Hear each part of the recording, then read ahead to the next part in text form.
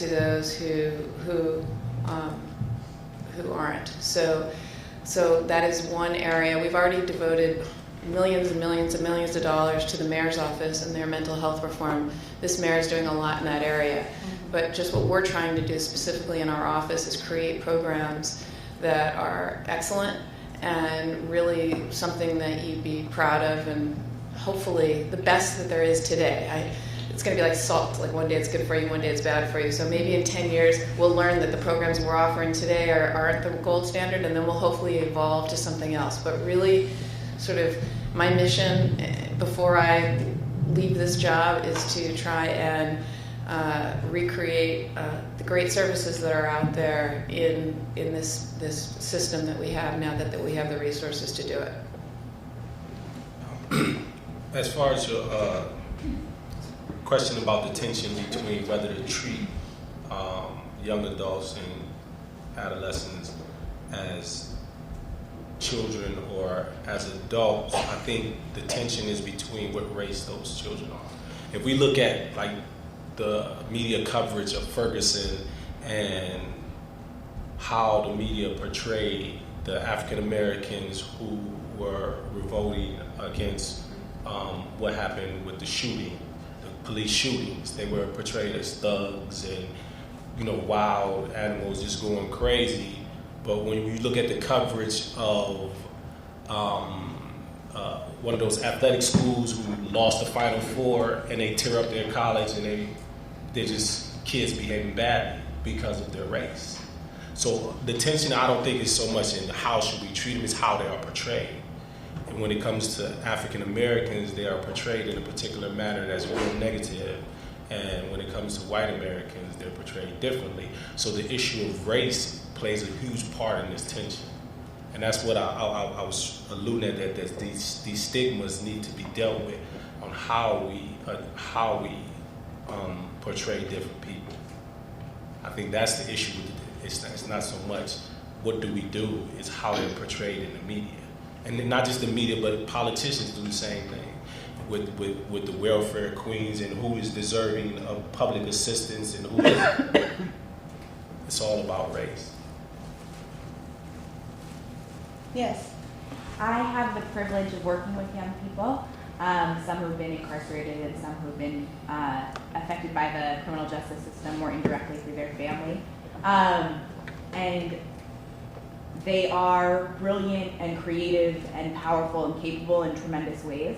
And I think you spoke a little bit about the malleability as one of those resources and assets, but I'm curious about more science that supports what I see on a daily basis, which is tremendous bravery and real resiliency. A lot of these things that get talked about, I'm curious if the science is there to support it, and how that intersects with some of these kind of other true and complicated challenges of a growing mind. So you're asking in general, let me just paraphrase what you're saying. So is there evidence to support that some individuals, particularly who are struggling with certain challenges that they've faced, show tremendous resilience, and that there's evidence for that? I guess I just want proof for what I experienced, and I want to be able to go back to everybody and say it's in your brain, don't worry about it. But I don't think we should say that about anything, because the brain is not any more proof than anything else. It's just another level of analysis, another tool in the toolbox, another way of explaining the same phenomena. So I never want to say, all right, look, I showed you blobs of my brain, now it's real science. I think that's a dangerous direction to go in. But so I think, though, what you're saying about a couple things, I think that generally when you look at children and adolescents, they do show incredible flexibility and creativity. And that's kind of part of what the joy is about humans taking so long to grow up, is that we have this ability to learn a lot about our environment before we get too specialized. So when we're born, we can hear every language we can hear every sound that's involved in every language in the world. And it's over years that we cultivate and hone our ability to get so good at learning the sounds associated with our language. The same way that we take years to figure out the most subtle of social signals, and our brains get tuned until we become experts in exactly what we see in our environments, what we hear in our environments, what we need to survive.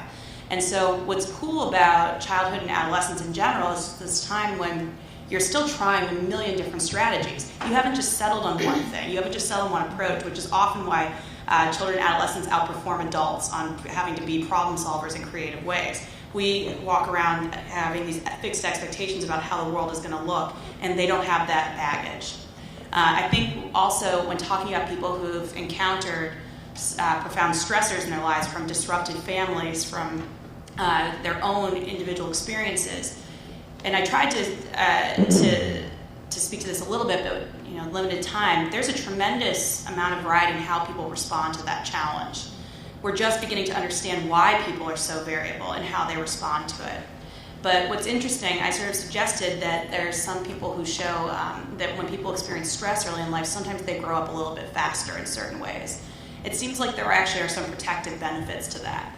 So the people who experience a profound stress early in life and who do show kind of an accelerated pattern of development as a result of it, it can have some costs, but it also can be a little bit protective. And so I think that's just one of the current things that we're trying to tease apart in science, is trying to understand why is it that some people, when the going gets tough, they get tougher, whereas other people really break down. And so I think in a weird way, this kind of actually goes back to your question earlier about how much do we give people agency and allow them to dictate their own future versus how much do we give them support. And you need really that fine balance between the two. That often, without giving people some exposure to challenge and distress, they're nothing. We need that to get up in the morning to make us want to do things in the world, a little bit of pressure. But we don't want to ever apply so much in the form of something like oppressive racism, as you were talking about, extreme poverty, that it basically squelches someone's ability to rise to challenges. Okay, I think we have time for one more comment or question. It's okay? All right, I'm good. In the back. So it's exciting to hear that that Danny and NYPD and others are adopting technology to kind of a lighter approach to either juveniles who are involved in the system already or at risk for involvement. But do you worry, any of you worry about some of the potentially net widening effects? So, for example, The Guardian had an article last week about Danny's use of Facebook to monitor kids for potential gang activities, and that's used in prosecutions. And while that's certainly better than probably than stop and frisk, the fact that now lots of kids, particularly in communities of color, now feel like the DA or the police department's breathing down their neck constantly and monitoring them, even if they're not, those individuals particularly being monitored. So I just was wondering about potential, if you have any fears about net widening effects, and then also from the psychological perspective, if there have been any studies whether feelings of surveillance affect either kind of the long-term stress or also the feelings of social isolation. So in terms of the psychological effects, we know that being watched is stressful. And also that particularly in adolescence, there's this thing known as the imaginary audience effect, where adolescents are prone to thinking everyone's watching them anyway. And it's real. So you can do very subtle manipulations and get them convinced that they're being watched to begin with, literally turning on a little light over their head and saying, like, look, now someone your age is watching you, will basically induce a stress response. So I think I can imagine how that would be stressful. I think at the same time, adolescents in particular don't know that much of a boundary between their online presence and the rest of their presence in the real world, quote unquote. It's a more fluid boundary. So that's not to say that being surveyed online couldn't be problematic, but I don't believe it would be any different than being surveyed in person. I think that for most adolescents and young adults, they're pretty savvy, actually more so than adults often are, about what it means to have an online presence.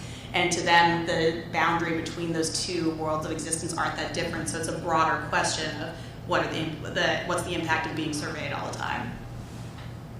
I looked when Karen first presented to my office on the electronic monitoring program. I'm not a huge fan of electronic monitoring, and I especially worry about net widening.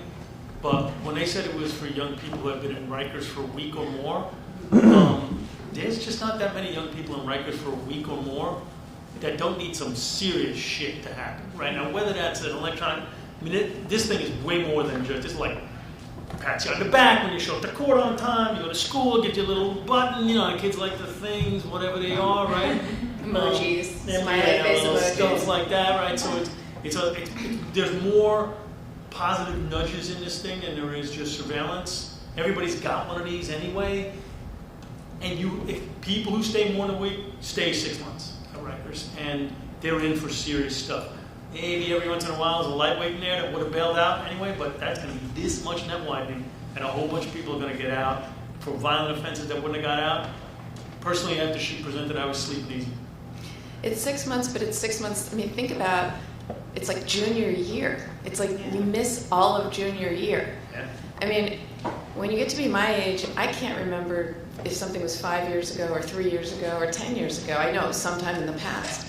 But I could tell you what I did the summer between sophomore and junior year of high school. Like, there's something about time and those memories that are so much more significant to a young person, right, than it is when you get older. And so when you think about it in those terms, that someone's going to miss their entire, all the experiences that go with it, that's when it really hit home for us that we need to get them out as soon as possible, back into that environment and get them experiencing sort of the normal things they should be experiencing at that age, and help guide them to stay away from the things that are the triggers or the irresistible impulses that some of them have. Yeah, I really appreciate this discussion. I actually was in my office today. My name is Keston Jones. I coordinate a program for the Bronx defendants, and an email came across my desk about this particular panel discussion. And when I saw the email, I said I have to be there. The reason being, unlike, I would say, 4/5 of you on the panel, I am an individual who is formerly incarcerated. I was arrested when I was 16 years old and served 17 years in prison. As a result of going through the system and witnessing all the atrocities you guys are speaking about, experiencing that, not having those memories of all my 30s being incarcerated and things like that, I'm really invested in hearing more about reform when it comes to adolescence, when it comes to the criminal justice system. So a question that I really wanted to ask pertains to myself when I was finally up for parole. I was, again, 16 years old. My crime was, I was in a location where a crime was committed, and as a result, I was charged as an adult. I didn't do anything. I didn't have a gun, I should say, or whatever the case may be, but I was charged as an adult. And the system, as it was back then, and in many cases still is now, if you were there when something happens, you're going to be charged as an adult. So when I went up to parole, when it was all said and done, they looked at me as a 32-year-old man. They spoke to me like I committed this crime when I was 32 years old. They asked me questions like I was 32 years old, as opposed to being an individual 16 years old when he committed this crime. And for the life of me, while I was going to this parole board, I was asking myself, why can't you understand that I wasn't the same individual? Thinking-wise, we talked about the mentality of adolescence. We talked about peer groups. I was in a peer group that something happened. But had it not been for myself taking part in pro-social programs, getting my college degree, and moving towards in that direction, I probably wouldn't have been doing this. However, there's many individuals who were locked up in the 1980s, locked up in the early 90s, that are still incarcerated and still being prosecuted via the parole board based on something that they did during adolescence. So while we're talking about reforms, while we're talking about these different programs available for adolescents today, and I'm all for it, and I do appreciate the Manhattan DA's office. I appreciate Vinny, Rich. I really appreciate you, your testimony, and I forget your name. I appreciate everything that we're talking about today. But what of individuals who are, victim of the system, and what are we doing for those individuals who are in a position to be out here based on things that they did when they were adolescents? It's hard to know where this is all going to go, right? I mean, really, literally a year ago, nobody was talking about young adults in the criminal justice system. There was no conversation in America. There's a little stuff going on in San Francisco, a couple of programs in New York, but there was no essence to this conversation. And in the last year, this is an interesting evolution. We're in play in 6 states right now. And one thing that happened in California, they're thinking about a ballot initiative that could do some really profound stuff on young adults. But even before that, a year ago, they passed a law that if you were in for life without the possibility of parole for a crime that you committed before 18, you had to have a parole hearing at age 15.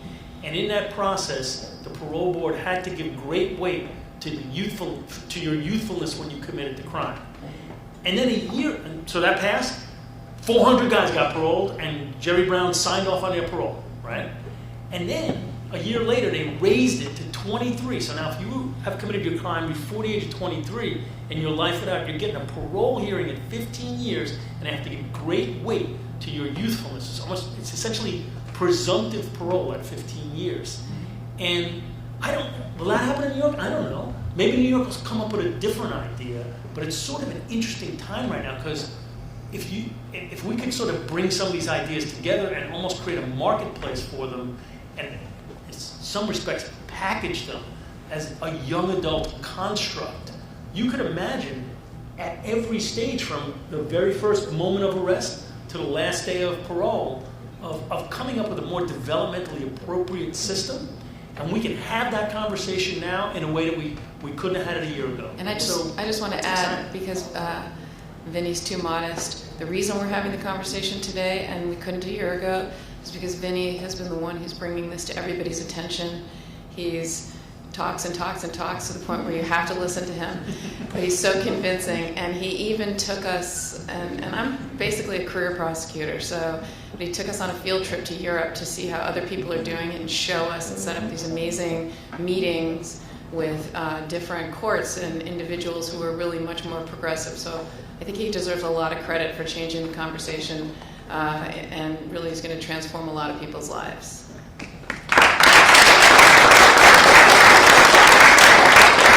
Okay, and on that note, unfortunately we are a little bit past time, but this has been a really wonderful conversation. Thank you all for coming. Thank you to the panelists, and thank you for a good night.